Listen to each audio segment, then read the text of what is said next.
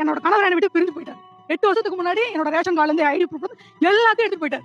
8 வருஷமா என்னால ration card மீட்க முடியல. எல்லா அரசு அலுவலகங்களும் அலையறேன். என்னால வாங்க முடியல. ஒரு நம்பிக்கை இருந்தது, என்கிட்ட உண்மை இருக்கு, எனக்கு கிடைக்கும் அப்படின்னு ஒரு பெரிய நம்பிக்கை இருந்தது. அப்பதான் ஒரு ஜீவோ கேள்விப்படுறேன். அரசாங்கம் ஒரு முடிவு எடுக்குது. இந்த மாதிரி பிரச்சனை வர்ற பெண்களுக்கு தாசில்தார் இவங்கெல்லாம் போய் விசாரிச்சு உண்மை இருக்கும் பட்சத்தில் தாசில்தாரே முன்னாடி முடிவெடுத்து அவரோட பேரை நீக்கிட்டு அந்த ரேஷன் கார்டு பண்ணி கொடுக்கலாம். இங்க நிறைய தற்கொலைங்க இருக்காங்க, சாரி தம்பிகள் இருக்காங்க. அவங்களுக்கு நம்ம சோசியல் ஜஸ்டிஸ் பக்கம் நிக்கிறோன்றது கூட தெரியாம ஊபி திமுக கைகூலின்றது எல்லாம் திருட்டு பேல்வான்னா இந்த செயலுக்கு நீங்க என்ன சொல்றீங்க? இந்த ஒரு காரியத்துக்காவது பாராட்டலாம்ல, அதை பண்ண மாட்டாங்க.